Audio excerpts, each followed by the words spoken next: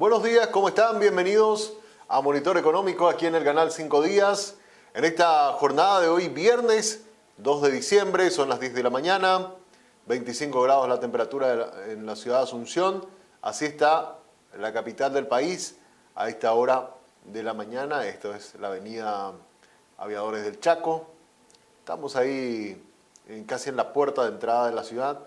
Y así está la ciudad de Asunción, así está el tránsito en este momento. Cielo gris en esta mañana, en la que estamos teniendo actualmente, mayormente nublado, dice, con vientos variables, y se anuncian algunas lluvias con ocasionales tormentas eléctricas para la zona de Asunción y Gran Asunción en horas de la tarde. La máxima para hoy, estimada, 29 grados, y la mínima la tuvimos, o la tenemos en este momento, de 25. O sea, la temperatura que tenemos ahora es la mínima para esta jornada de viernes. Espero que estén bien. Estamos arrancando esta una hora donde vamos a tener mucha información del ámbito económico, financiero, análisis y, como siempre, por supuesto, vamos a estar trayéndote todas las noticias que tenés que saber para tomar buenas decisiones en el ámbito económico financiero. Bien, actualizamos cómo se va a comportar el resto del fin de semana. Como te decía, para hoy algunas precipitaciones en horas de la tarde. La máxima 27, mínima 20, 29 nos marca acá la actualización, pero bueno, más o menos por ahí va a estar.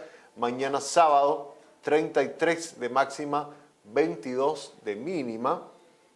Indica la Dirección de Meteorología, cálido a caluroso con cielo mayormente nublado. Lluvias dispersas con ocasionales tormentas eléctricas también para mañana sábado.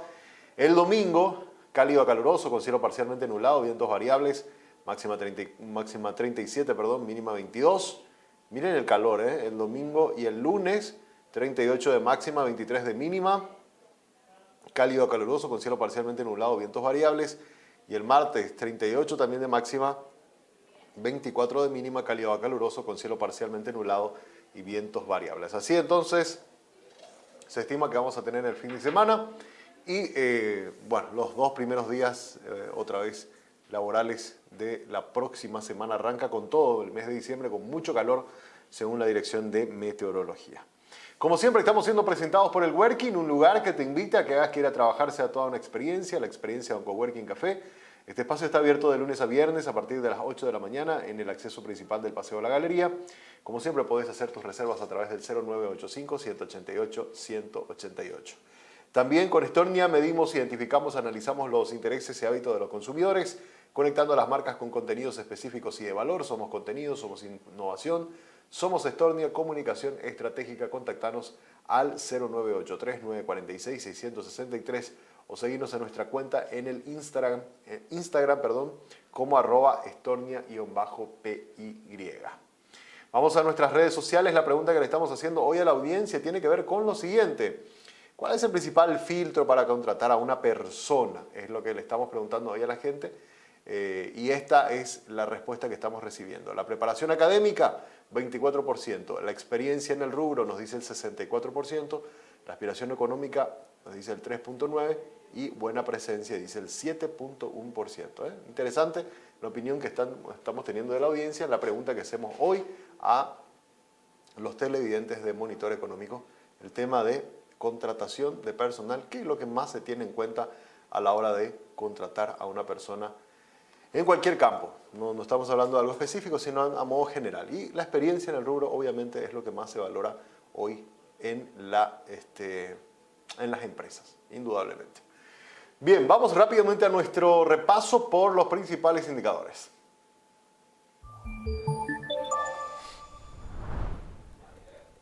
Comenzamos mirando la mesa de cambio, cómo se está comportando en este viernes, inicio también del mes de diciembre. El tipo de cambio del dólar, 7.100 en la compra, 7.200 en la venta. El real a 1.340 en la compra, 1.400 en la venta. El peso argentino a 22 a la compra, 28 en la venta. Y el euro a 7.200 a la compra, 7.450 en su precio de venta. Se abre el mercado cambiario en este día viernes, el segundo día del mes de diciembre. Así estamos con el tema de los precios del dólar y el real, el peso argentino y el euro. Miramos cotización también, pero de las materias primas. La soja, el trigo, el maíz están cotizando en el mercado internacional de la siguiente manera. $539 el precio por tonelada de la soja, $283 el trigo y el maíz $260 por tonelada. Por el lado de la importación, vemos que el heating oil, el gasoil refinado, está a $3.37 por galón y las naftas por tonelada están a $667. Estos son precios internacionales de las materias primas. Miramos por último cómo está el mercado de valores de Asunción. Tenemos datos todavía al mes de los datos al mes de octubre. Seguramente en los próximos días ya vamos a estar teniendo la actualización a noviembre. Mientras tanto, les contamos que en lo que tiene que ver con bonos, la casa de bolsa que estuvo más activa en el mes de octubre fue Itaú Invest. En segundo lugar, Basa Capital. En tercer lugar, la mayor cartera, Cadiem. Cuarto lugar, Puente. Y quinto, Investor, entre las empresas intermediarias que más volumen de negocio hicieron al mes de octubre con este instrumento, que son los bonos.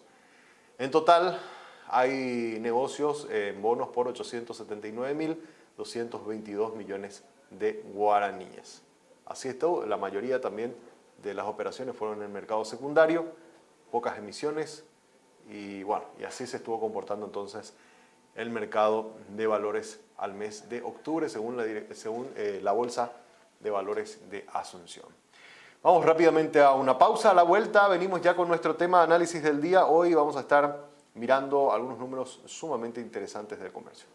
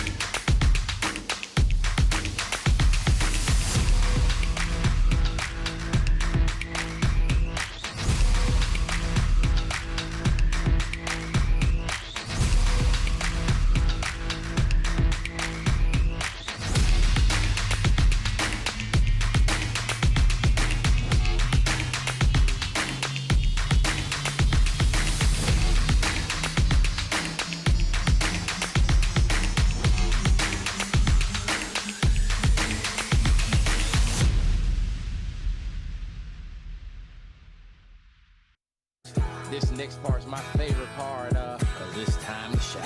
Gonna do the two-step, then cowboy boogie. Grab a sweetheart.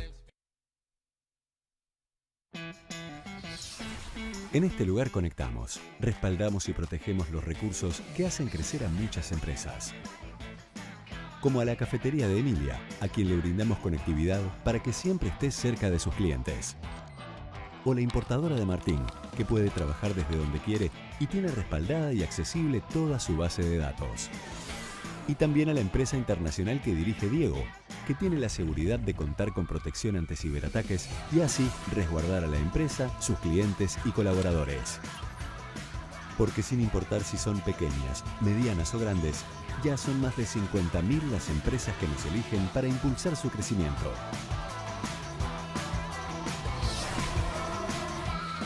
Tigo Business. Conexiones que impulsan.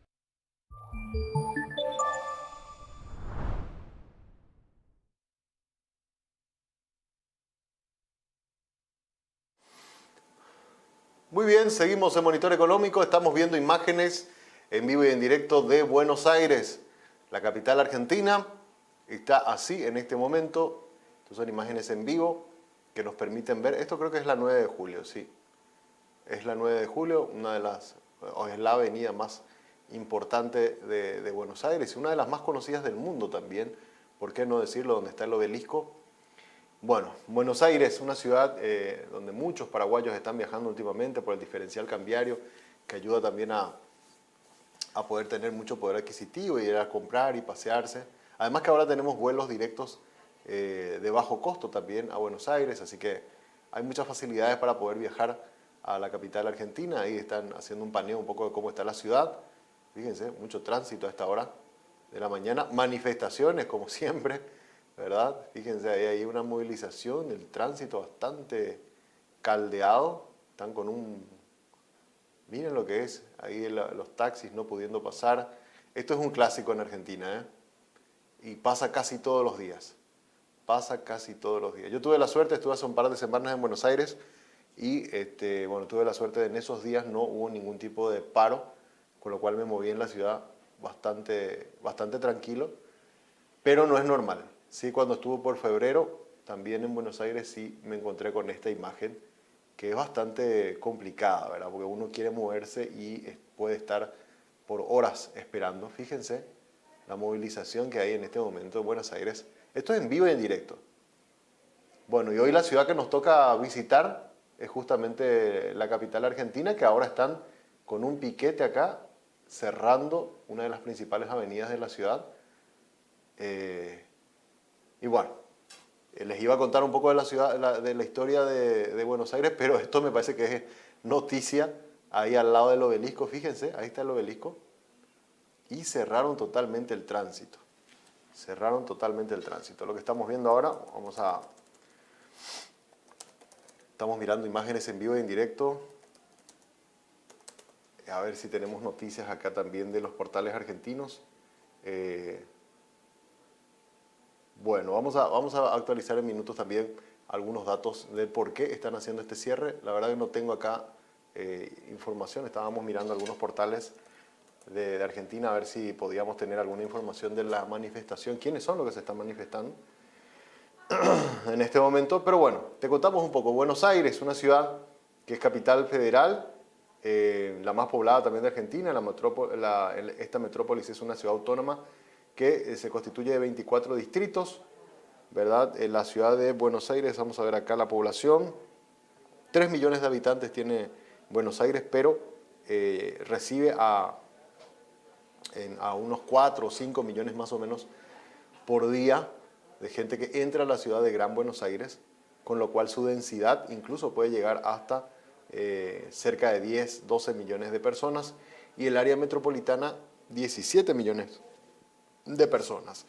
En Buenos Aires también hay que recordar, la población, como te decía, tiene 3 millones, pero el Gran Buenos Aires puede llegar a 17. Buenos Aires es una ciudad cosmopolita y muy importante destino turístico. Su compleja infraestructura la convierte en una de las metrópolis con mayor importancia de América y es una ciudad global de categoría alfa, dada sus influencias en el comercio, finanzas, moda, arte, gastronomía, educación, entretenimiento y principalmente su marcada cultura. Según un estudio de calidad de vida, la ciudad se encuentra en la posición 91 a nivel mundial y es la segunda con mejor calidad de vida en América Latina, detrás de Montevideo. Su renta per cápita es de las más altas de la región, considerada una de las 25 ciudades más influyentes del mundo. La temperatura actual ahora en Buenos Aires es de 21 grados, son las 10 de la mañana, igual que nosotros acá, con 15 minutos, tenemos la misma hora en este momento, bueno, y estamos viendo imágenes en este momento de gente que se está manifestando y que está cerrando. Acá dice caos también en la zona del obelisco. Hay algunas informaciones ya que comienzan a dar cuenta de lo que estamos viendo nosotros. Son imágenes en vivo y en directo. Bien, vamos a dejar de lado la vecina ciudad de Buenos Aires, aquí de nuestra región. Vamos a volver a nuestro plano local. Miramos datos. ¿Cómo está el endeudamiento de las empresas? Habíamos mirado esta semana endeudamiento de las familias, que hubo un crecimiento importantísimo. ¿Recuerdan cuando tuvimos la entrevista con Wildo, el economista Wildo González? Hablamos mucho sobre ese tema. Ahora vamos a ver cómo están las empresas. Fíjense, la deuda de las empresas en moneda nacional ha crecido un 3.4%. La gran mayoría de la deuda de las empresas es del sector agrícola. También hay empresas que tienen deudas que son del sector de intermediación financiera, por el lado de la construcción. Está bastante variado, digamos, pero las mayores son intermediación financiera, agricultura y construcción, las que están también del lado de servicios, que son los que están por lo menos en primer lugar con empresas más endeudadas con el sistema financiero en moneda local. Si vemos en moneda extranjera, los porcentajes más altos, vemos del endeudamiento de empresas dedicadas al comercio al por mayor, serían importadores. Las industrias manufactureras también tienen un porcentaje importante. También vemos empresas del sector ganadero, ¿verdad? que tienen también una participación importante, y del sector agrícola, ¿verdad? Entre las que tienen un porcentaje importante de deuda o de crecimiento de su deuda en moneda extranjera. Estamos hablando en dólares. Y hubo un crecimiento del 29% en lo que tiene que ver con, esta es la incidencia en la variación interanual, y fue de un 29.5% según datos del Banco Central del Paraguay. Un dato más sobre el tema de la deuda de las empresas, cómo estamos respecto a la región. Podemos mirar la siguiente gráfica. Vemos también que la tasa de morosidad promedio de las empresas es de un 2%, no es alto, pero ya dependiendo de qué sector estemos hablando, por ejemplo, el sector ganadero tiene una de las tasas más altas en moneda extranjera, casi un 5% de mora. El sector de las industrias, por ejemplo, también. Bueno, eso era en septiembre del año pasado. Bajaron ahora a cerca de 2.5%. A ver, vamos a mirar los puntitos que están en naranja del lado derecho de la pantalla. A septiembre de este año vemos que el sector que tiene más alto es el sector de la construcción, que tiene por lo menos un nivel más alto de mora. En segundo lugar aparece la ganadería, ¿verdad? Pero en ambos casos con menos de 3% de mora, de tasa de mora. Y por el lado de la moneda local, los puntitos naranjas también, vemos en moneda local el sector que tiene mayor endeudamiento, digamos, y que está con mora. En este momento es el sector agrícola. En segundo lugar aparece el sector ganadero. Ahí nomás le sigue también el sector del comercio al por mayor, los importadores, también los importadores más pequeños, los comerciantes más pequeños, como las tasas más altas de mora de las empresas en moneda nacional. Si comparamos también la deuda de las empresas paraguayas o que operan en Paraguay respecto al nivel de endeudamiento que tienen las empresas en la región, vemos que claramente, fíjense, de Chile llega casi al 100%. En Brasil, el equivalente de la deuda de las empresas con el sistema financiero es más del 40%. En Colombia, un poco menos o está en torno al 30%. En Paraguay, 29.7%, es equivalente al 29.7% de nuestro PIB. En México, un poquito más bajo, estaría en torno a los 25%, y en Argentina en torno a 20%. Así que así están el endeudamiento de los diferentes países y cómo están sus empresas respecto al tamaño de su economía. Interesantes los datos que nos presenta también el Banco Central del Paraguay con este informe. Hacemos ahora una breve pausa. A la vuelta venimos con nuestro tema, con nuestra entrevista de análisis.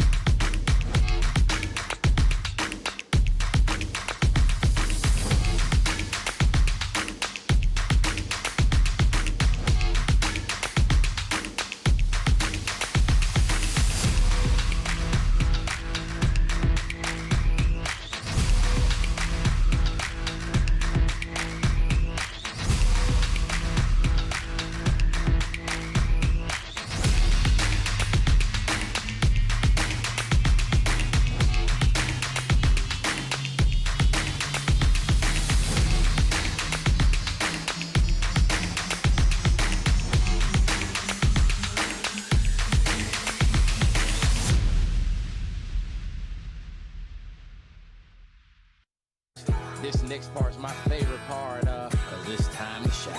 Gonna do the two-step and cowboy boogie. Grab a sweetheart. En este lugar conectamos, respaldamos y protegemos los recursos que hacen crecer a muchas empresas. Como a la cafetería de Emilia, a quien le brindamos conectividad para que siempre esté cerca de sus clientes. O la importadora de Martín, que puede trabajar desde donde quiere y tiene respaldada y accesible toda su base de datos. Y también a la empresa internacional que dirige Diego, que tiene la seguridad de contar con protección ante ciberataques y así resguardar a la empresa, sus clientes y colaboradores. Porque sin importar si son pequeñas, medianas o grandes, ya son más de 50.000 las empresas que nos eligen para impulsar su crecimiento.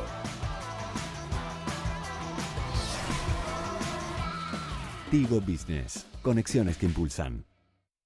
Porque buscas el Conti Market se renueva, encontra lo que quieras. Compra desde tu casa ahorrando otra vez. Busca, elige, compra todo lo que quieras. Precios especiales con todas tus tarjetas. Dale un clic a Conti Market, muchos beneficios, así que dale, dale. Conti Market se renueva, encontra lo que quieras. Compra en contimarket.com encontrás todo lo que buscas. Y además con tus tarjetas de crédito del Banco Continental tenés beneficios exclusivos en cada compra que realices. En contimarket.com comprar te va a encantar. La vida está hecha de momentos. Algunos son cálidos y tiernos, otros un poco más íntimos. Y también están aquellos divertidos e inolvidables. Pero hay algo que todos estos momentos tienen en común: nuestras ganas de compartir contigo y de darte el mejor servicio. Ogausho, 22 años acompañándote en todos tus momentos.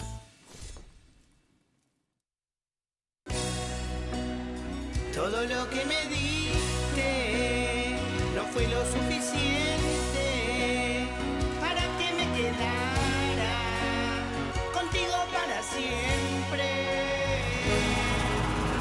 ATR llegó la conexión total de personal y conectó a todo el barrio.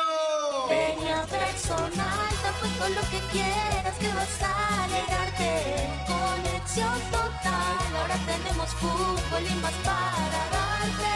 Peña Personal, mejora tu conexión, porque vos lo merecías.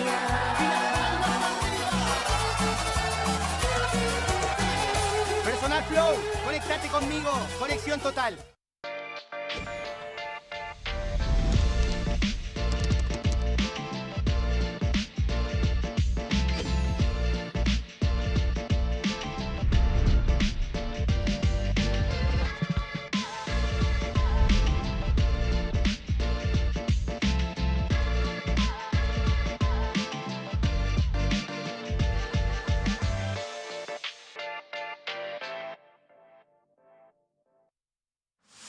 Grandes beneficios en Farma Oliva con Banco Continental. Todos los martes, pagando con las tarjetas de crédito Continental, en todas las sucursales de Farma Oliva tenés 40% de ahorro en caja, más 3 cuotas sin intereses. Beneficio sujeto al límite de compra. Más información en bancontinental.com.py. Continental, inspirados en la grandeza paraguaya.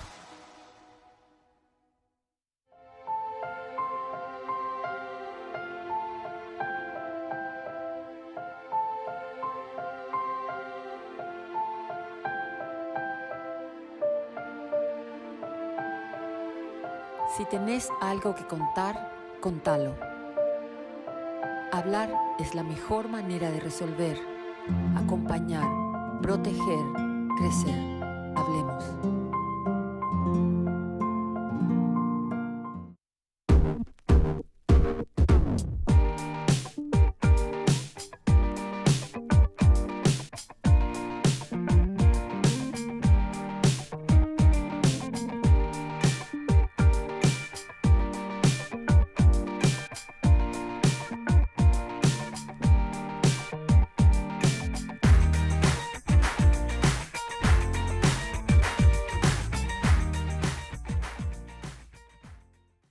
Préstamos para inversiones del sector agropecuario, industrial, comercial y de servicios del BNF.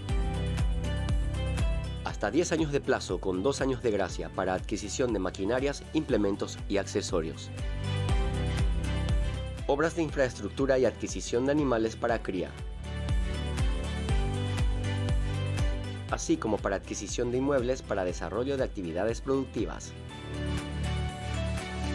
BNF.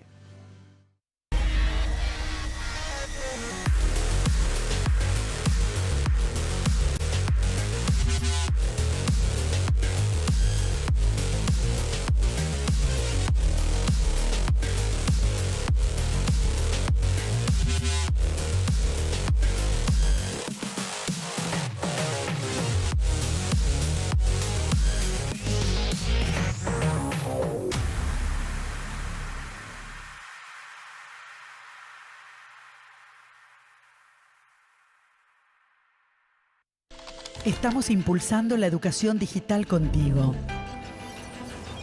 En un mundo cada vez más conectado, buscamos contribuir con la calidad educativa de nuestros niños, niñas y jóvenes, dando acceso a un mundo de oportunidades a través de la tecnología, promoviendo el uso responsable y seguro de Internet y las redes sociales, trabajando para que nuestros maestros adquieran nuevas capacidades y que mediante la tecnología enriquezcan sus clases, enfocándonos también en las mujeres para que potencien sus emprendimientos y desarrollen su liderazgo apoyándose en la tecnología, y capacitando a niños y adolescentes para las habilidades que demandará el futuro, con el compromiso de seguir impulsando la educación digital contigo. Entérate más en tigo.com.py.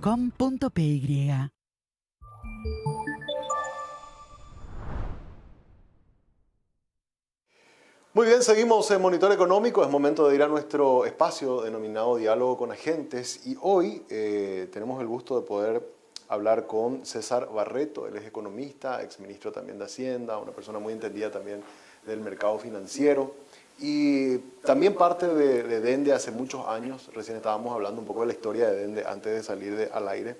Y yo le decía a don César que hace mucho tiempo realmente vengo siguiendo los informes y qué bueno siempre tener a una visión desde el sector privado de cómo ven la economía.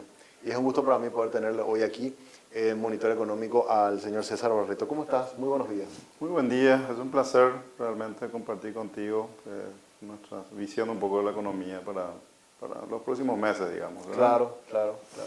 Bueno, y quiero arrancar un poco con un pequeño análisis de cómo han observado ustedes este año que arrancó con el impacto de la sequía. Por lo menos el dato que teníamos hasta mitad de año del Banco Central nos hablaba de una caída de cerca del 3%, pero parece que en los últimos meses, según por lo menos los datos adelantados del IMAED, hablan de alguna cierta recuperación. ¿Cómo proyectan ustedes que se está cerrando en este segundo semestre y con qué número podríamos terminar el año 2022, don César?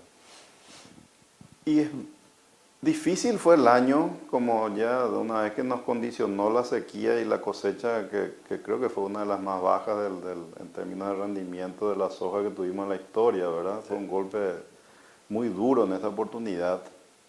Nosotros esperábamos un año más difícil, pero otros factores, en especial luego el propio sector agropecuario que tuvo un buen rendimiento en otros rubros, los precios internacionales que por efecto de algo negativo que fue el tema de la guerra ya en Europa entre Rusia y Ucrania, si bien por un lado aumentó mucho los precios de los combustibles, pero también por otro lado aumentó mucho los precios de los otros commodities agrícolas, también los metales en general. Y eso ayudó a mitigar un poco el efecto directo que tuvimos en la sequía en los primeros meses del año. También los ingresos tributarios estuvieron por encima de lo que nosotros proyectamos inicialmente. ¿Y en qué es relevante eso? Es relevante en el sentido de que le dio más recursos al fisco para mantener un nivel de inversión pública en un ritmo importante, que si no hubiera sido por eso ya tenía que haber empezado a una caída en la inversión pública este año, que es lo que por cuestiones de que el déficit fiscal está topeado en el 3%, y este mayor ingreso tributario le dio más margen de ejecutar más programas de inversión y eso también ayudó en los meses más complicados. Y después ya el año económico nuestro empieza de vuelta con la nueva zafra, ¿verdad? Y el sector agrícola, los productores en general tenían reservas importantes de buenos resultados anteriores, cumplieron sus compromisos, el sistema financiero trajo recursos del exterior de manera importante, casi 1.500 millones de dólares más o menos entre las reservas que tenían los bancos en el exterior más los préstamos que tomaron del exterior para poder financiar al sector agrícola en esta nueva campaña, ¿verdad? Entonces la siembra fue muy buena y todo eso ya fue condicionando a que de una caída inicial importante en el primer semestre, este segundo semestre se note una recuperación bastante importante. Mejor de lo que nosotros esperábamos, ¿verdad? Nosotros esperábamos al inicio una caída de alrededor del 2% más o menos. Pero ahora recortaron a menos 0,8. Menos 0,8 y probablemente menos 0,5. Depende del último trimestre todavía, que hay que ver qué tanto hay que afectar la inversión pública para cerrar con el déficit del 3%, pero va a ser una caída bastante menor de lo estimado, ¿verdad? Y Banco Central mantiene todavía 0,2 positivo. ¿Ahí en qué es la mirada, en qué cambia? Porque la de ustedes todavía se mantiene en términos negativos y no logra por lo menos ese 0% positivo. Y tenemos algunas diferencias en algunos sectores que ellos tienen una expectativa de desempeño en estos últimos meses mejor de lo que nosotros estamos esperando. Son pequeñas diferencias que hay, pero en general no son grandes, digamos, ¿verdad? Lo que pasa es que como es 0,2 versus un número negativo, ya es muy poco lo que se tiene que dar para que ocurra un escenario u otro. Puede ser que se dé lo que el Banco Central está esperando también, porque por ahí ellos tienen mejores informaciones que nosotros en algunas cosas, pero veo un poco difícil porque el último trimestre del año pasado fue de buen desempeño ya. Vamos a compararnos con un trimestre alto y este trimestre que se va a tener que cortar un poco la inversión pública en la ejecución de los últimos meses para cumplir con el déficit fiscal topeado por ley. O sea, eso no se puede exceder, ¿verdad? Claro. Entonces yo creo que esas cosas van a impactar un poco, ¿verdad? Pero independientemente sea que se dé lo que nosotros estamos esperando, lo que se nota es que venimos en un trajín ya de recuperación que ya nos proyecta hacia el año que viene, que si de vuelta, la lluvia es fundamental en este periodo en diciembre y enero, para que esta recuperación se consolide para todo el próximo año. Y ahí también hablaba con otros economistas en esta semana y justo recién acababan de dar ustedes el número y ustedes dieron una proyección, tengo acá, de 6%, ¿verdad? 6,5, sí. 6,5. Y es bastante positiva, don César. ¿A qué atribuyen ese efecto rebote tan fuerte? Y es un rebote porque la campaña de soja fue muy mala el año pasado, o este año, digamos, a principios de este año, y si tenemos incluso considerando de que por ahí no se usaron los fertilizantes que hacía falta por este problema que hubo con ese rubro en particular, que puede ser que impacte la productividad de los cultivos. Nosotros asumiendo 9 millones de toneladas de cosecha, que sería un escenario razonablemente bueno, ya nos genera ese rebote muy fuerte, porque es de 4 millones de toneladas que fue la campaña de este año, versus 9 millones es más del doble, ¿verdad? Y los precios todavía siguen siendo muy buenos, están por encima de los $500. Y eso dependemos del clima. O sea, si llueve, estamos hoy el 2 de diciembre, si llueve de aquí hasta mediados de enero de una forma razonable, yo creo que vamos a tener ese resultado, ¿verdad? Y nuestra economía es así. Hemos aprendido a vivir en esta volatilidad importante. Lo que tenemos que tener cuidado, y es lo que yo siempre repito, nosotros no podemos creernos el cuento de que vamos a crecer 6,5% ya por los próximos años. No, claro. O sea, nuestro potencial de crecimiento es mucho menos que eso, ¿verdad? Además hay que tener en cuenta que estamos sobre una base de casi nulo crecimiento del 2022 y lo que hace es un 6,2%. Así mismo. Realmente el potencial de crecimiento que tenemos nosotros está alrededor del 3,5%, algunos hablan de un poco más, el Banco Central estima en 3,6, 3,7%. Pero si uno se proyecta hacia el mediano plazo, está considerando algún proyecto de inversión que buscando satisfacer algún consumo a nivel local, hay que proyectarse a un ritmo del 3,5 o 4% como máximo, ¿verdad? Totalmente. Ahora, un tema que preocupó mucho este año fue el tema de la inflación, ¿verdad? Una inflación que Banco Central y bueno, muchos analistas consideran que en gran medida fue una inflación importada por el aumento realmente extraordinario que tuvimos en el precio sobre todo de los combustibles, que tuvo un efecto sobre muchos bienes de consumo. Banco Central en los últimos 2 meses ha mantenido la tasa de política monetaria, ¿verdad?, estable, porque señalaban sus informes de que ve como cierta estabilidad. No es que los precios bajaron mucho, pero por lo menos se mantuvieron estables. El pronóstico de Dende sobre el tema inflación, esta presión inflacionaria está comenzando a disminuir. ¿Se espera que el año que viene no tengamos tantos problemas por el lado de la inflación? Mira, primero es muy importante, coincidimos nosotros en que las causas son principalmente un desequilibrio internacional muy grande que hubo entre oferta y demanda, por los problemas logísticos, por una serie de cosas y también por la gran emisión de dinero que se hizo en el transcurso de la pandemia en los países desarrollados, ¿verdad? Configuró un escenario inflacionario en el mundo que obviamente es difícil de que cualquier país pequeño pueda escapar de eso. Nos impactó primero por el lado de los commodities, que fueron los primeros que aumentaron de precio. Y los commodities son la base prácticamente de la materia prima de todos los bienes de consumo y bienes intermedios que se utilizan en todo el mundo, también en Paraguay, ¿verdad? Entonces, si vos tenés una inflación importada, más o menos, en las importaciones nuestras se refleja claramente. El precio del promedio de las importaciones más o menos aumentó un 25% en dólares el año pasado, o sea, este año. Ese 25% ya te condiciona que todos los bienes que terminamos comprando nosotros va a reajustarse en sus precios, ¿verdad?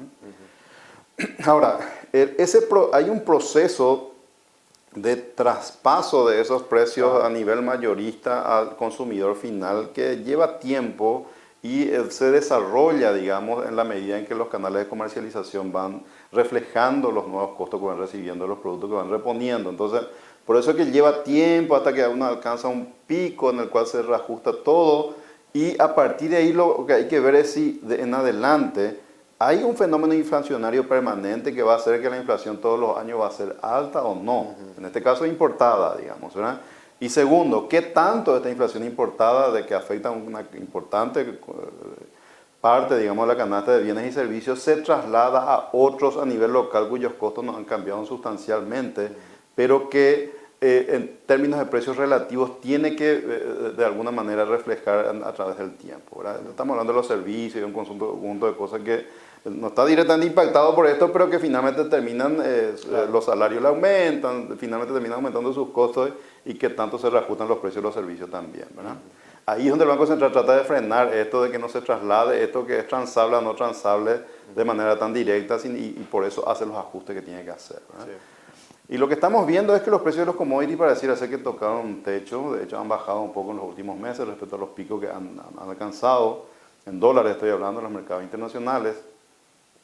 Y el efecto traslado hacia los servicios y el otro conjunto de bienes más de característica local ha sido más limitado. Entonces eso es lo que nos da a nosotros la señal de que como la inflación es originada por estos factores y nosotros no tenemos factores internos de expansión del dinero que diga que estamos generando inflación de manera autónoma internamente, debería en la medida en que la inflación internacional va cediendo, también se tiene que ir ocurriendo lo mismo aquí en Paraguay, ¿verdad? Y es por eso que esperan ustedes un 5% para nosotros estamos esperando una convergencia más lenta de lo que se podría esperar, porque los precios internacionales medio que pararon de subir, pero hay todavía dificultades en distintos rubros que podría hacer de que la convergencia sea más lenta al 4%. Nosotros creemos que vamos a hacer un 5% en el 2023 y estaríamos llegando al 4% o incluso un poco menos en el siguiente año, ¿verdad? Claro. Pero todo esto son en base a los supuestos que nosotros consideramos. Esto hay que ir haciendo el monitoreo y el seguimiento de efectivamente si los supuestos que estamos asumiendo se cumplen o no en la práctica en los próximos meses e iremos revisando de vuelta en función a los datos que tengamos, ¿verdad? Así mismo. Un tema que siempre te escucho hablar, don César, es sobre el tema del déficit fiscal y el hecho de volver otra vez a ese equilibrio del 1.5, que es lo que nos marca la ley de responsabilidad fiscal. Obviamente por la cuestión de la pandemia se tuvieron que contar con autorizaciones especiales para pasarnos esos límites, ¿verdad?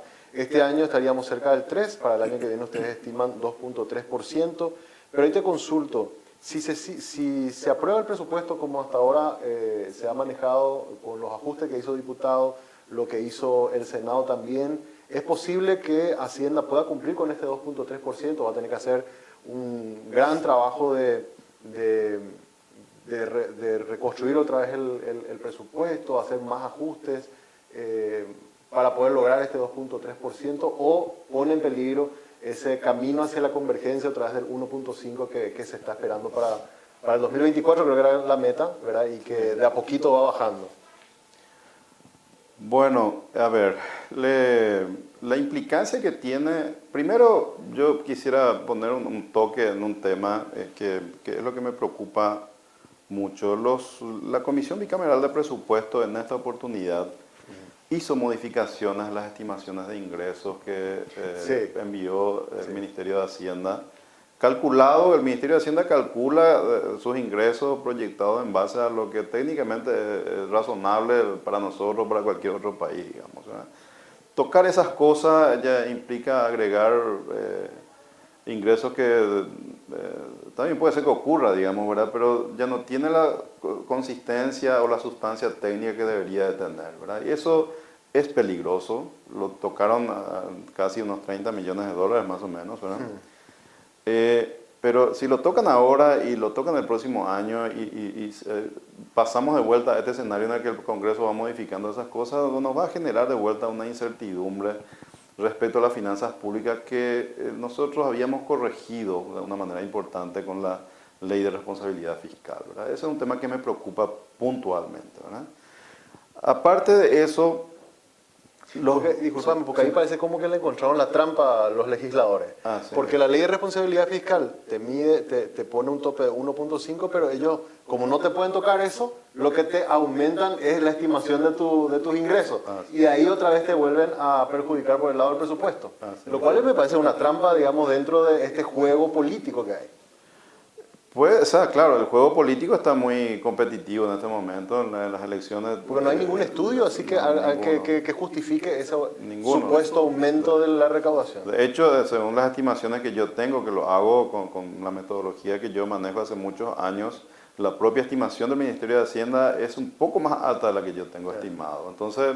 Es como muy optimista ya. Era un poco optimista, digamos. Era no grande la diferencia, pero era un poco optimista. Entonces le agregan más y obviamente...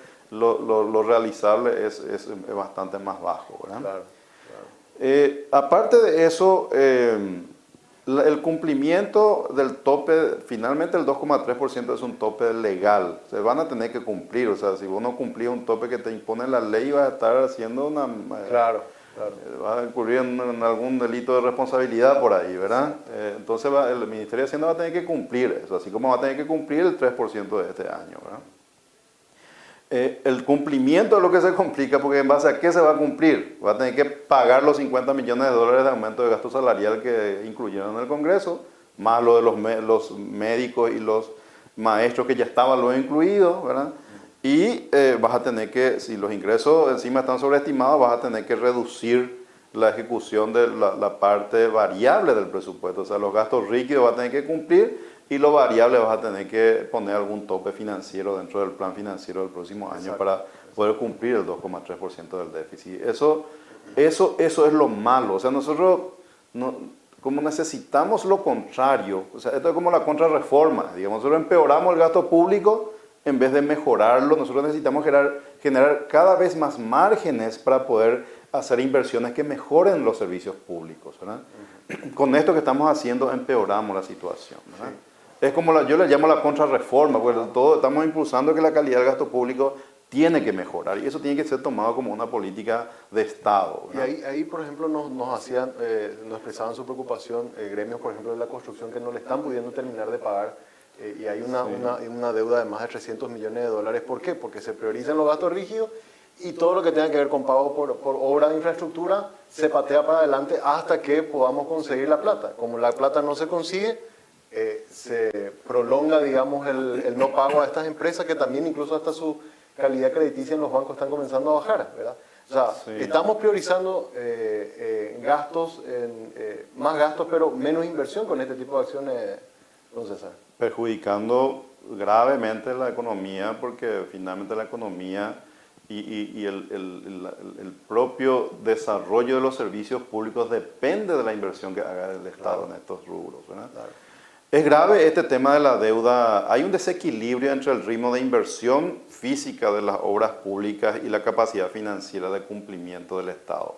Venimos rezagados, por eso esas deudas que se acumulan, digamos, ¿verdad?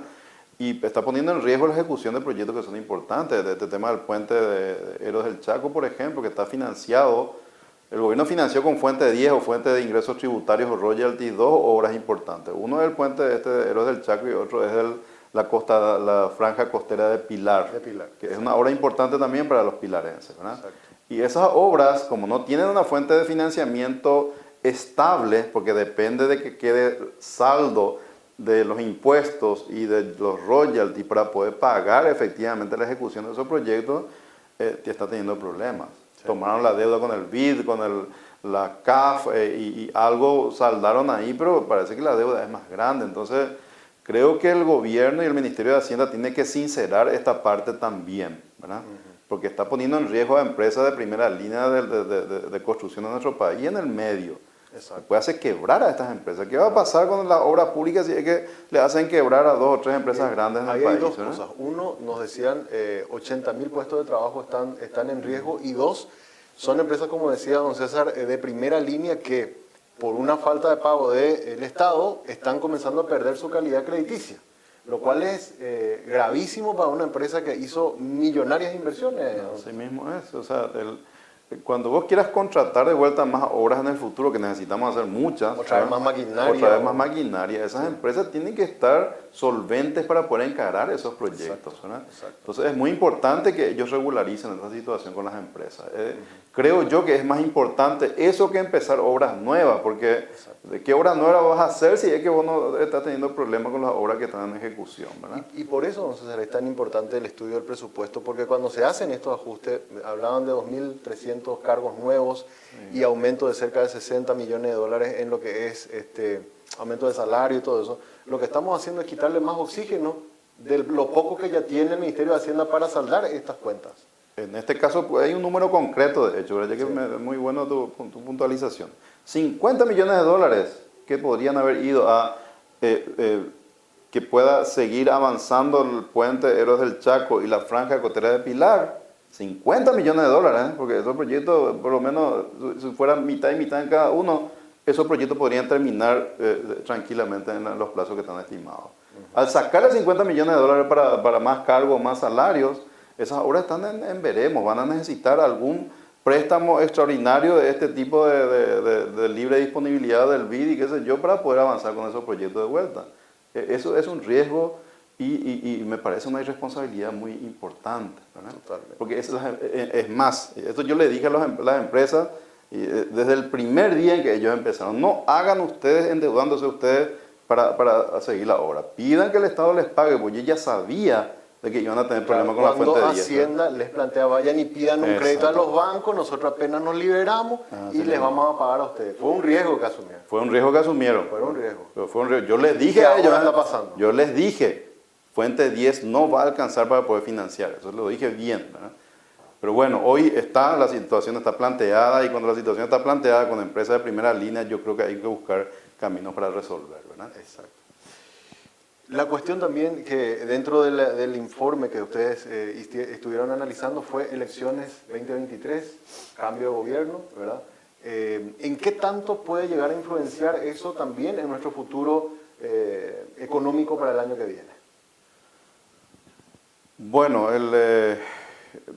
dos cosas. Uno es que si el ruido político que hay es demasiado grande, puede afectar, generar cierta incertidumbre respecto del futuro del manejo económico del país. O sea, hasta ahora, por lo menos, eso no se ha notado. Nosotros percibimos, y en general, tanto a nivel local como internacional, se percibe como que no hay el riesgo de que haya un cambio de rumbo económico importante, independientemente de quién gane, porque finalmente uno no se fija, no se está jugando porque gane fulano, mengano o sultano, sino que desde el punto de vista institucional y de la evolución del país, lo importante es qué esperamos que haga cualquiera de ellos que sea que tome el gobierno, ¿verdad? Ahí pareciera ser que pequeños matices más o menos, pero nada relevante que pueda cambiar el rumbo importante que venimos trayendo ya casi 2 décadas. Eso a diferencia de lo que ocurrió, por ejemplo, en Argentina o en Brasil, donde independiente de quién gane, te cambia toda la película. En nuestro caso no es tan así. Nosotros no vemos que haya el riesgo de que haya un cambio, más bien el riesgo que vemos es de que hay poca convicción de todos ellos también de las reformas que hacen falta para efectivamente dar un siguiente paso en el desarrollo del país, ¿verdad? Y eso nos preocupa porque nosotros venimos con el impulso de los commodities y con la deuda que tomamos en los últimos años, pero esos impulsos se nos van acabando. Ahora se nos suma, por suerte, también se nos cae en esta cosa de repente de regalo, digamos, ¿verdad? El sector forestal con este proyecto de Paracel, que es muy importante, que nos va a dar, por el tamaño que tiene y por la relevancia de generar un nuevo sector económico, nos va a dar un impulso, creemos, por lo menos una década importante de vuelta. Es como que viene algo que nos va a dar un impulso y no depende tanto de que el Estado gestione mejor o peor, digamos, las políticas públicas, ¿verdad? Pero estas cosas se acaban con el tiempo, ¿verdad? Y para Paracel o para cualquier proyecto de desarrollo del sector privado, lo más importante es mantener previsibilidad, que las finanzas públicas estén ordenadas, política monetaria, un banco central independiente. Esas cosas son que creo que no van a cambiar mucho, pero después hace falta mejorar la educación, mejorar la salud, la infraestructura, el agua, la electricidad, o sea, sectores que son críticos, que actúan como cuellos de botella para algunos sectores que dependen de estos servicios de manera más directa. De hecho, la propia calidad de vida y el bienestar de los ciudadanos depende de esto, digamos, ¿verdad? Ahí estamos fallando, ¿verdad? Y más plata para el Estado para estas cosas, y yo no estoy de acuerdo, porque sabemos que hace falta más plata, pero si le das más plata a un modelo en el cual contratamos funcionarios que no están capacitados y no hay un plan de carrera para ellos, no hay concursos para incorporar a la gente, contratamos a los amigos, o sea, no podemos seguir así. O sea, nadie te va a dar plata para que sigas haciendo eso. Entonces necesitamos hacer esas reformas, ¿verdad? Y un tema muy importante aquí, estas reformas además están ligadas con el famoso grado de inversión, que nosotros estamos ahí, ¿verdad? Yo le pediría, cualquiera sea que gane, que por lo menos garantice que hagamos esas reformas, que son más macro todavía, ¿verdad? Caja fiscal, ¿verdad? La ley de ordenar el tema salarial y la ley de funcionario público son dos cosas muy importantes, ¿verdad? Que si eso por lo menos ordenamos un poquito y damos previsibilidad al gasto público en ese sentido, es muy probable que nosotros podamos tener grado de inversión. Y hoy es muy relevante, ¿eh? El costo financiero del país pasó de 3% a 6% en estos últimos 6 meses nomás por el cambio de política monetaria en los países desarrollados. Y yo te aseguro que como dependemos del financiamiento internacional, ese 3 puntos de diferencia es crítico. Totalmente. Podemos bajarlo si la calificación país mejora. Ahí está lo crítico. Podemos bajar 1 punto, por lo menos, si la calificación país pasamos a BBB menos nomás, ¿verdad? 1 punto de diferencia de tasa es muchísimo para este escenario que vamos a tener en los próximos años, ¿verdad? Totalmente. Y una última, hablaste un poco del tema de las reformas y justo era lo que te iba a consultar, ¿verdad? A mí me preocupa un poco que no le escucho a ninguno de los candidatos, independientemente del partido o del sector político, hablar de la caja fiscal, hablar del sistema de pensiones, de tener un regulador para nuestro sistema de pensiones, hablar de una reforma estructural para el gasto público, las compras del Estado, hablar sobre el tema de la educación. Justamente ayer en el informe del Ministerio de Hacienda presentaban los datos de índice de capital humano Paraguay en el último lugar. O sea, el debate político lastimosamente está en lo de siempre, en el ataque personal, pero hay reformas demasiado importantes e incluso bombas, digamos, o que están a punto de estallar, como el sistema de pensiones, y no vemos que nadie esté tocando el tema, don César. Comparto plenamente la preocupación tuya. Es como que los políticos no están considerando adecuadamente la realidad que van a tener cualquiera sea que gane en términos de la gestión del gobierno para el próximo periodo, ¿verdad? Desde el presupuesto que está desfinanciado hasta estas reformas que hacen falta para que el país pueda asegurar por lo menos seguir caminando hacia niveles de desarrollo superiores, ¿verdad? Que esas reformas son fundamentales, ¿verdad? Sí. Y preocupa que no haya una visión clara al respecto, preocupa que obviamente todas las reformas generan costos y beneficios para distintos sectores. No hay una sola reforma que diga, o sea, si vos repartís plata nomás, obviamente el que recibe plata está feliz y nadie paga el costo, entonces todo está espectacular, ¿verdad? Eso es lo que le gusta a los políticos, ¿verdad? Pero no hay para hacer eso, ¿verdad? No hay.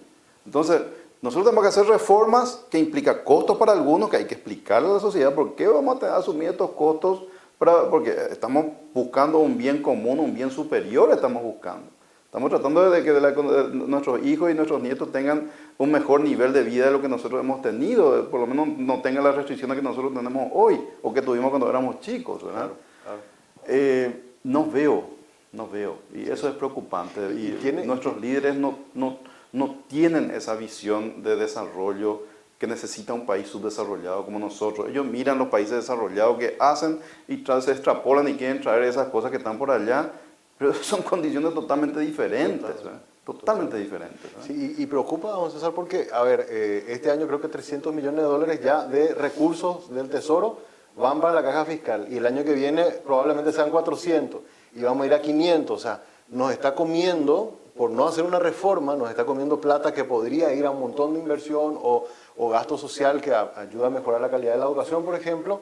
El estar financiando una caja que hace rato se tenía que haber ya intervenido y tomado alguna medida, y es como que estamos pateando el problema sin darle una solución, y cada vez nos cuesta más plata.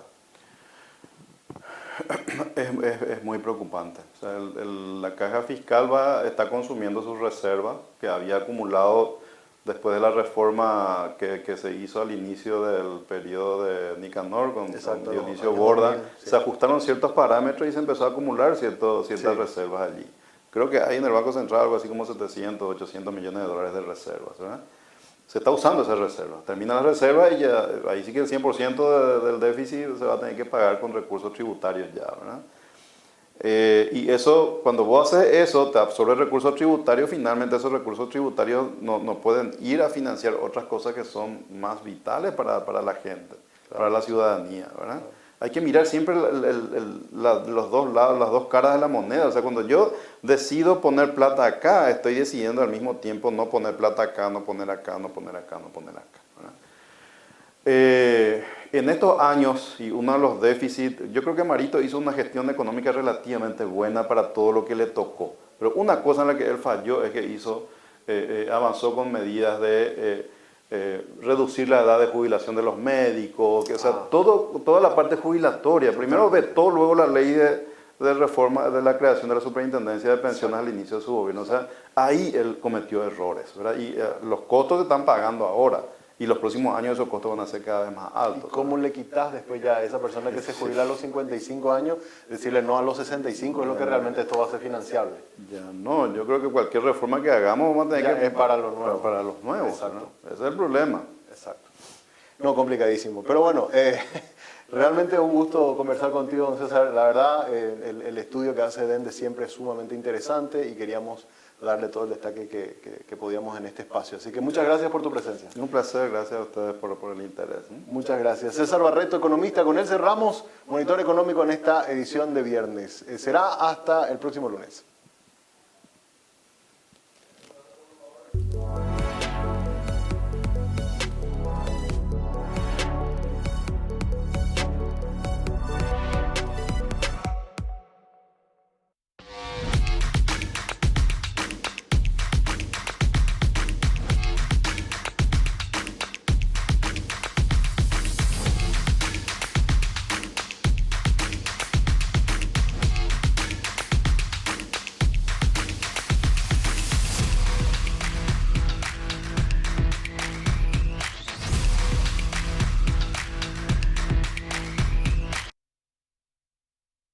La Voz de América presenta.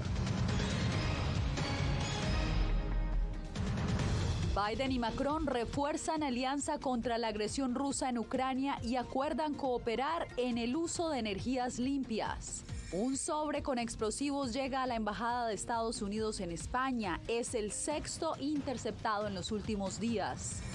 Además, en el Día Internacional del VIH-Sida, Naciones Unidas dice que la desigualdad es el principal obstáculo para erradicar el flagelo. Y en nuestra cobertura especial desde Qatar, Costa Rica lo tuvo muy cerca, pero queda fuera del Mundial junto a Alemania.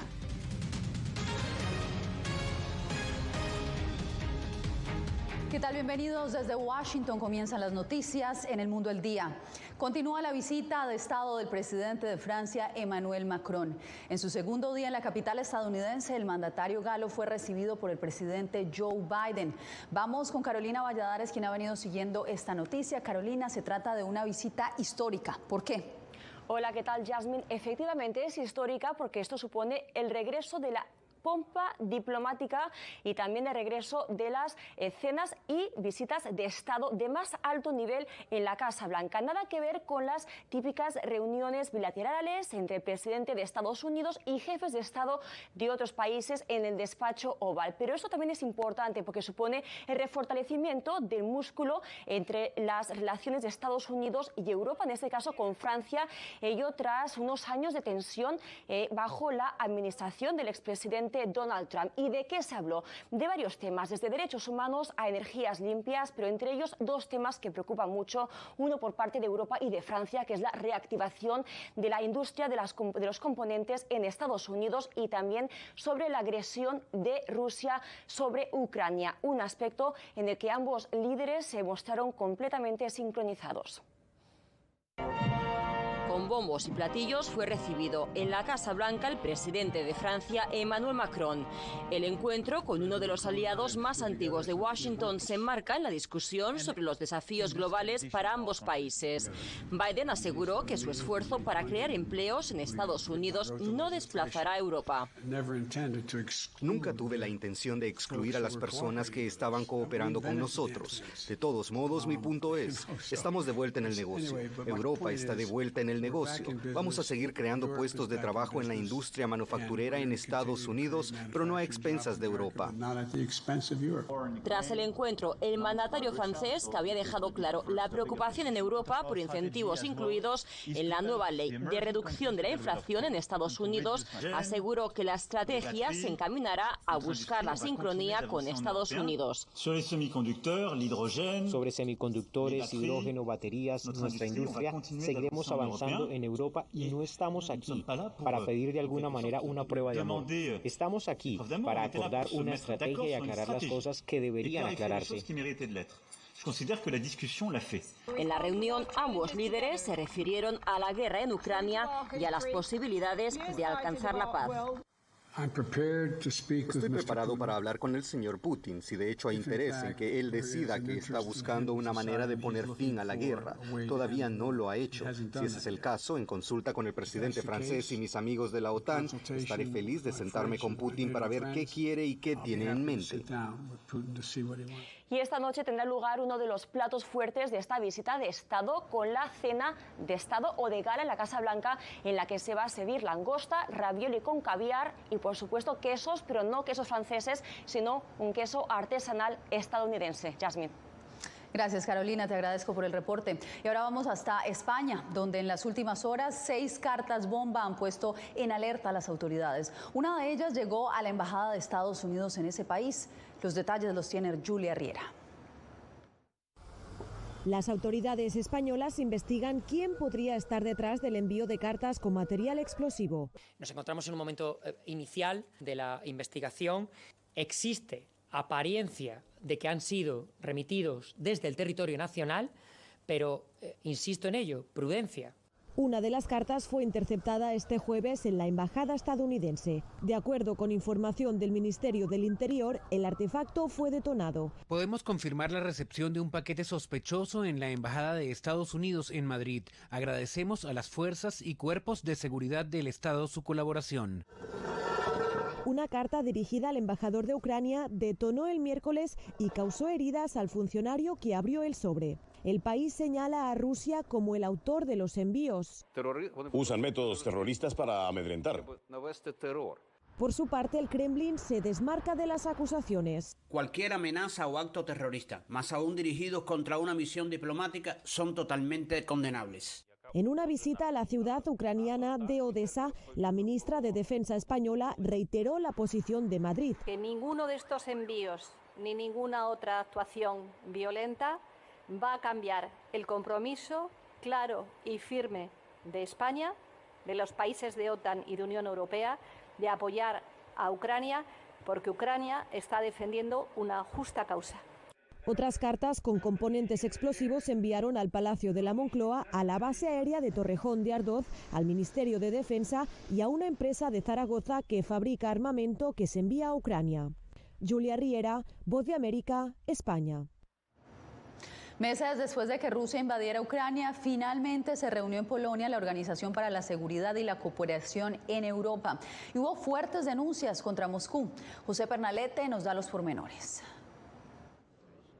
Polonia albergó la cumbre de la Organización para la Seguridad y la Cooperación en Europa, reunión de alto nivel que ocurre por primera vez desde febrero, cuando Rusia invadió Ucrania. El foro fue tribuna para acusaciones contra el Kremlin. El plan ruso era volver a la guerra, y lo hicieron. Y luego, cuando la acción rápida no funcionó, su agresión se volvió cada vez más brutal, cruel e inhumana. Trágica porque inevitablemente conduce a la comisión de crímenes de guerra. Es nuestra obligación legal, pero también moral, responsabilizar tanto a los perpetradores como a los que toman las decisiones. Estados Unidos instó a Rusia a rectificar ante las acusaciones de crímenes de guerra y a no continuar con los ataques contra el organismo y contra la ONU. Así como Putin no ha logrado romper Ucrania con su feroz invasión, con sus crímenes de guerra y abusos contra los derechos humanos, y ahora su cruel ataque contra los más vulnerables, los jóvenes, los ancianos, sumergiendo millones en el frío y la oscuridad. Así también Putin y Rusia han fracasado demostrablemente en romper la OCE. Por el contrario, esta organización, como la ONU, ha dicho no a los esfuerzos de Moscú por dividirla, paralizarla y destruirla. Al encuentro multilateral le fue prohibido el ingreso al ministro de Relaciones Exteriores de Rusia, Sergei Lavrov, quien en videoconferencia dijo que Polonia está cavando una tumba para la organización y destruye los últimos restos de la cultura del consenso. José Pernalete, Voz de América.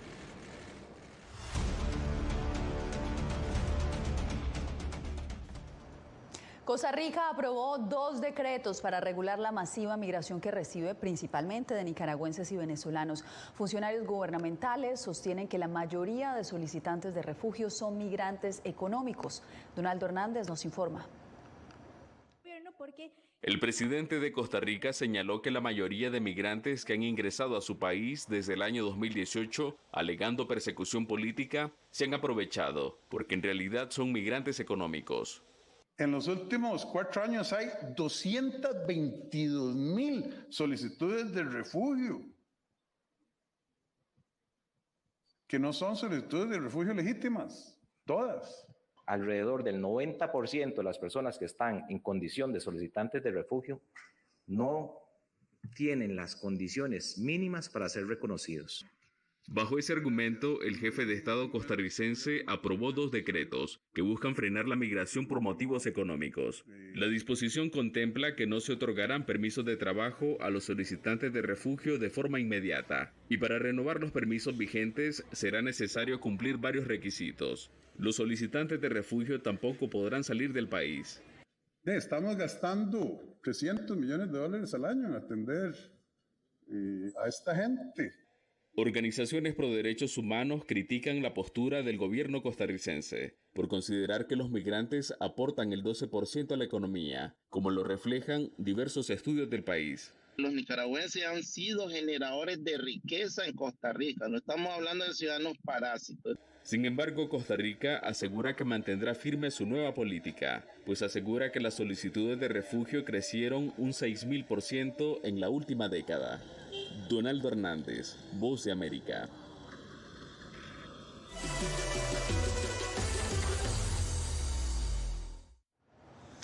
Hoy el Mundial de Fútbol ofreció otra jornada de infarto al definirse los grupos E y F. Nos conectamos a esta hora en Qatar con nuestros enviados especiales, Jacopo Luzzi y Nelson Viñoles. Compañeros, vivimos una jornada llena de sorpresas y los ticos nos dieron una esperanza, pero al final no se dio.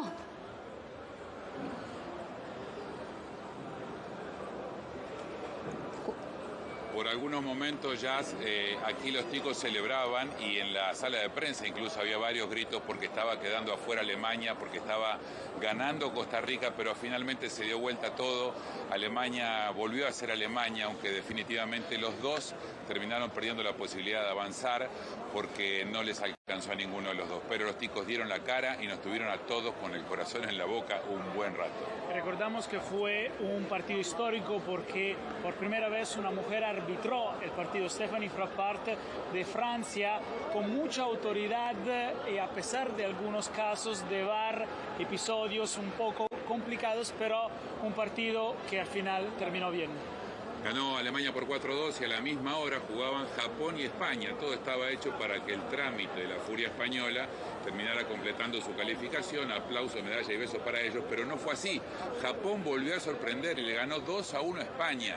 No solamente le ganó a España este mundial, también le ganó a Alemania.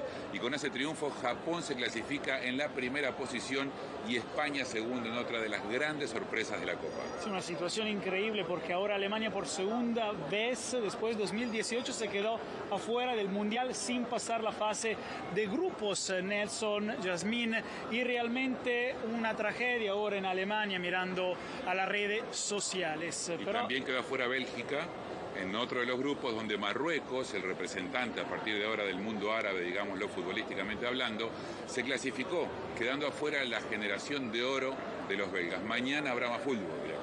Sí, Uruguay que tiene que ganar contra Ghana o terminará también, se queda solo Argentina por ahora en la fase de los octavos. Entonces vamos a ver los fanáticos de Uruguay qué tiene que hacer Uruguay para pasar. ¿Qué tiene que hacer Uruguay mañana? Jugar, dedicarse a jugar, que es lo que no hicimos hasta ahora. ¿Por qué no lo han hecho hasta ahora? Y porque no se dio, no sé si luego están nerviosos o algo, pero pienso que mañana es el partido. ¿Hay confianza? Hay confianza, sí, mucho. También mañana jugará Brasil, uno de los grandes candidatos que ya está clasificado frente a Camerún, pero será algo clave porque los brasileños se sienten que casi son campeones y esperan una revancha contra la Argentina. Esto nos dijeron los fanáticos. Mañana Neymar va a quedar tranquilo, pero vamos con segundo equipo y vamos a ganar 3-0. Entonces, sin Neymar o con Neymar... Brasil, sí. Y vamos a esperar a Argentina en semifinal. Es realmente un mundial de sorpresas, muchos resultados inesperados y creo que esto sea también lo bonito de este mundial, que es primero en invierno y algo que ya sí es histórico. Bueno, compañeros, muchísimas gracias por este reporte desde Doha. Y a propósito, vimos a la hinchada muy contenta con las mujeres que arbitraron este partido, especialmente los hombres. Gracias por el reporte, compañeros. Y ustedes quédense porque volvemos en minutos con los resultados que dejaron el Viernes Negro y el Ciberlunes para la economía estadounidense. Ya regresamos.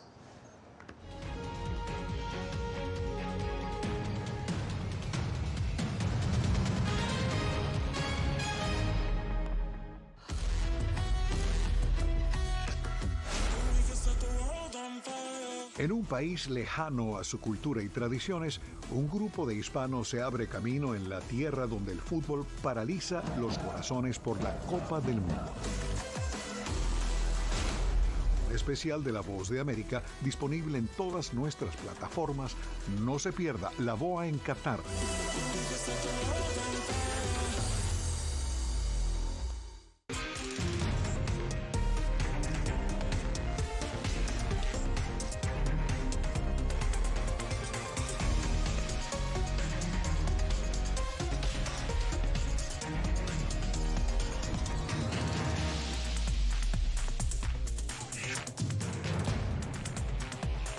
Venezuela 360, cada semana por La Voz de América.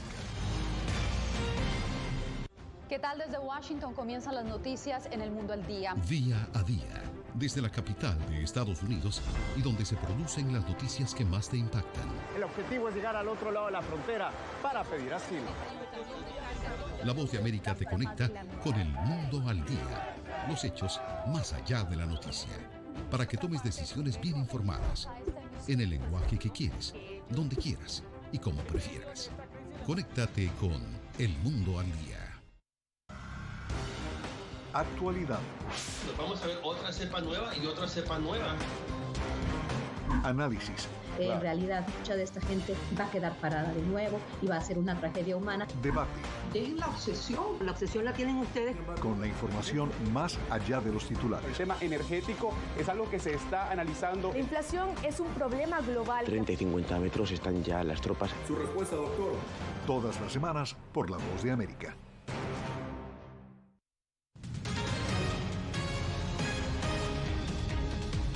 A pesar de la alta inflación que experimenta Estados Unidos, una respuesta muy positiva registró el comercio después de este Viernes Negro y el Ciberlunes. Laura Sepúlveda nos trae la información.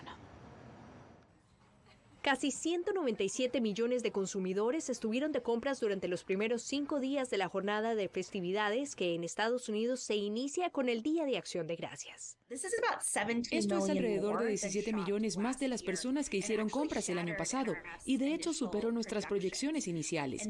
Este año estamos viendo un gran aumento en la demanda de compras y experiencia en tienda. Los consumidores aparecieron. 123 millones de ellos impulsaron la compra presencial durante las festividades de Acción de Gracias. Las compras en línea también registraron un aumento del 2%, destaca la Federación Nacional de Minoristas de Estados Unidos. La confianza del público para regresar a las tiendas también ha reactivado a los viajeros. Al menos en Texas, la actividad ha aumentado en la hotelería y el turismo. Hemos visto un regreso de los viajeros de placer. Creo que hubo mucha demanda durante 2020 y 2021 y ahora en 2022 está completamente abierto, al menos los mercados. Un muy buen ejemplo es Austin, Texas, que vio un retorno masivo no solo de negocios por el Southwest Conference a principios de 2021, sino luego, en octubre, la carrera de Fórmula 1 a la que también asistieron 450,000 personas. Este año, los consumidores gastaron un promedio de $325 en compras relacionadas con las fiestas durante el fin de semana de Acción de Gracias, cerca de $24 más que en 2021. Laura Sepúlveda, Voz de América, Austin, Texas. El volcán Sangay, el más activo de Ecuador, volvió a registrar actividad después de 2 años y movió la tierra a kilómetros de distancia. Residentes de varios sectores reportaron este miércoles que las fuertes explosiones pusieron a vibrar sus viviendas. Entre tanto, en Chile, autoridades continúan en alerta amarilla ante una posible erupción del volcán Villarrica. Mientras que aquí, en Hawái, el volcán más grande del mundo, el Mauna Loa, volvió a entrar en erupción. Esta vez sí hay temor de que la lava llegue a áreas habitadas. Lo invitamos a que se quede con nosotros porque cuando volvamos, los temas que dispuso a consulta popular el presidente de Ecuador, Guillermo Lasso.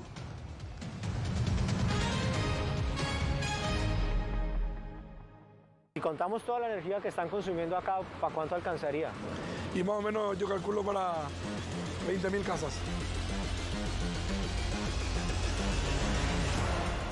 Villarrica, la fiebre de la minería de Bitcoin en Paraguay. Una producción especial de La Voz de América. Encuéntrala en vozdeamerica.com y en todas nuestras plataformas.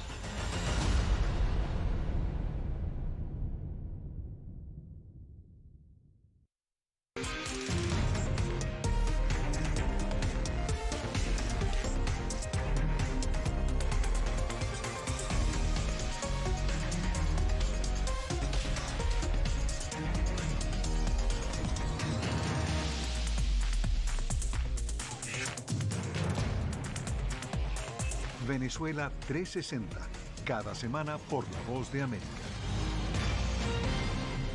¿Qué tal? Desde Washington comienzan las noticias en El Mundo al Día. Día a día, desde la capital de Estados Unidos y donde se producen las noticias que más te impactan. El objetivo es llegar al otro lado de la frontera para pedir asilo. La Voz de América te conecta con El Mundo al Día, los hechos más allá de la noticia, para que tomes decisiones bien informadas, en el lenguaje que quieres, donde quieras y como prefieras. Conéctate con El Mundo al Día. Actualidad. Nos vamos a ver otra cepa nueva y otra cepa nueva. Análisis. En realidad, mucha de esta gente va a quedar parada de nuevo y va a ser una tragedia humana. Debate.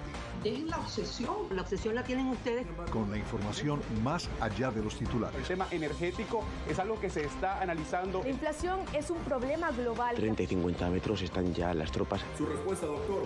Todas las semanas por La Voz de América.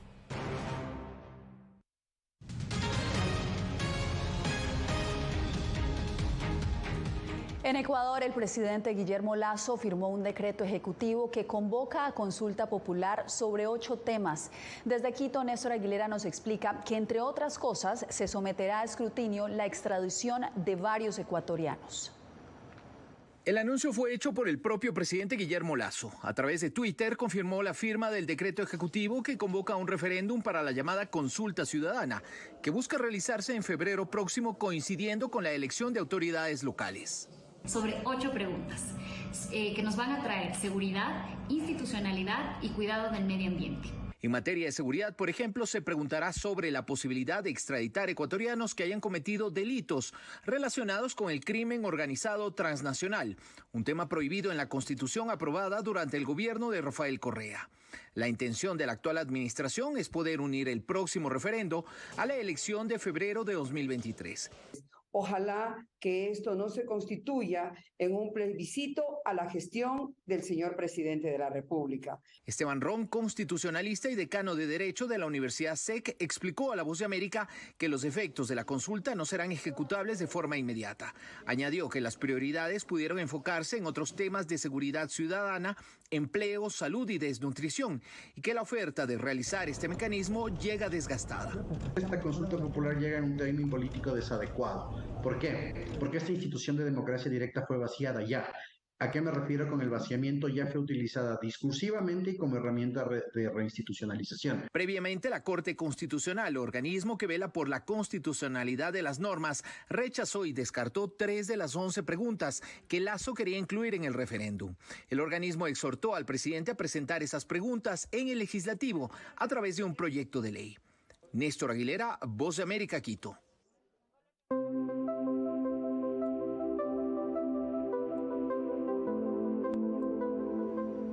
En el Día Mundial del VIH-Sida, la ONU y otras organizaciones hacen un llamado a la acción y a la igualdad. Aseguran que las disparidades socioeconómicas se han interpuesto en la erradicación de este flagelo. Ángela González nos trae la información.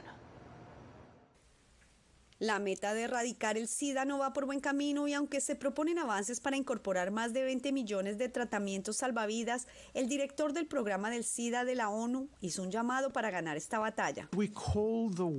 Buscamos la atención del mundo sobre una dolorosa realidad. Actualmente no estamos en camino de acabar con el SIDA para 2030 y la razón son las desigualdades, pero la buena noticia es que la equidad puede acabar con el SIDA. La crisis de deudas, austeridad y desigualdad que golpea a los países en desarrollo y los recortes en la ayuda para la salud global, sumados a los retrasos por la pandemia, son los obstáculos principales. Los estigmas aún presentes exacerban la tendencia. Los medicamentos no solamente permiten que viva una vida larga y saludable, también evitan que si tengo VIH yo transmita mi VIH a alguien más. En India, trabajadoras sexuales se manifestaron en solidaridad con las personas que viven con VIH-Sida, que según datos oficiales de 2021 llegan a los 2,4 millones de personas. En Nigeria, uno de los 19 países africanos más afectados por el SIDA, las infecciones pediátricas por el VIH van en aumento. El trabajo que hay que hacer está dado a la equidad, a asegurarse de derrocar barreras que normalmente no se asocian con VIH, como por ejemplo la pobreza, la falta de trabajo, inmigración, acceso a medicamentos a un precio justo. En esta conmemoración, ONU-SIDA, bajo el eslogan Igualdad Ya, impulsa acciones prácticas como acceso a más tratamientos y métodos de prevención, además de reformar leyes y encontrar políticas más inclusivas. Ángela González, Voz de América, Nueva York. Regresamos con la historia de un chef que apeló a los caracoles para innovar la oferta gastronómica en Nueva York.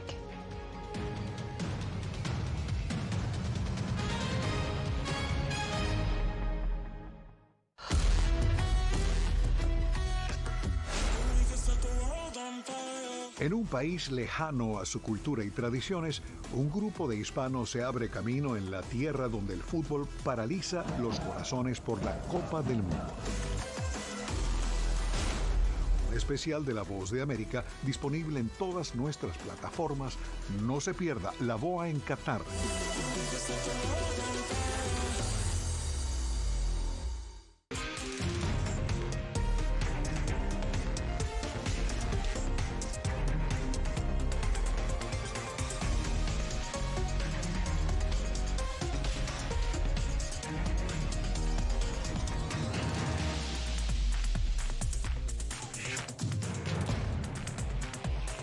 Venezuela 360, cada semana por La Voz de América.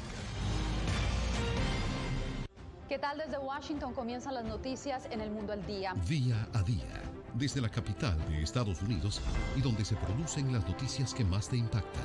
El objetivo es llegar al otro lado de la frontera para pedir asilo. La Voz de América te conecta con El Mundo al Día. Los hechos más allá de la noticia. Para que tomes decisiones bien informadas. En el lenguaje que quieres, donde quieras y como prefieras. Conéctate con El Mundo al Día. Actualidad. Nos vamos a ver otra cepa nueva y otra cepa nueva. Análisis. En realidad, mucha de esta gente va a quedar parada de nuevo y va a ser una tragedia humana. Debate. Dejen la obsesión la tienen ustedes. Con la información más allá de los titulares. El tema energético es algo que se está analizando. La inflación es un problema global. 30 y 50 metros están ya las tropas. Su respuesta, doctor. Todas las semanas por La Voz de América.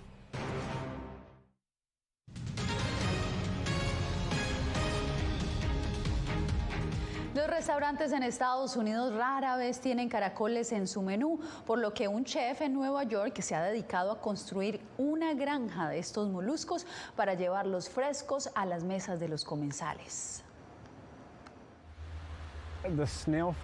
La crianza de caracoles surgió simplemente cuando me di cuenta de que había una brecha en el mercado. Era chef a tiempo completo en 2013 y quería incluir caracoles en mi menú. Así que me puse a buscar a ver si encontraba unos caracoles para este plato y lo único que encontré fueron caracoles enlatados o congelados. Todos ellos enlatados y congelados provenían de Europa o Asia. Somos la única granja de caracoles certificada por el USDA, el Departamento de Agricultura de Estados Unidos, en el país. Y una vez que tuvimos los caracoles, fue un proceso completamente nuevo descubrir cómo criarlos dentro de un invernadero. El sabor de los caracoles se ve afectado dependiendo de lo que les des de comer. Entonces, estamos literalmente las últimas 2 semanas de su vida sazonándolos de adentro hacia afuera. Entonces, cosas como albahaca, perejil, estragón, menta. Lograr que la gente pruebe los caracoles por primera vez es una gran parte de nuestro negocio porque vivimos en Estados Unidos y no es algo que la gente haya estado comiendo aquí durante años y años como en otros países. He hecho el cambio de chef de tiempo completo a agricultor de tiempo completo. Todavía cocino un poco, pero la mayor parte de mi tiempo lo paso con los caracoles y ha sido muy relajante. Y así pasar de eso a un invernadero muy tranquilo en el campo, solo yo y los caracoles que no hacen ningún ruido, ha sido maravilloso. Lo que me encanta de la cría de caracoles es ver todo el proceso. Estás viendo los caracoles eclosionando, creciendo y haciéndose más grandes. Los estás cuidando. Te estás asegurando de que estén sanos y felices. Y luego estás creando un producto realmente de calidad, algo de lo que estoy orgulloso. Y luego pasárselo al chef. A escasas semanas para Navidad, Santa Claus cambió sus botas y su saco de regalos por aletas y un tanque de oxígeno.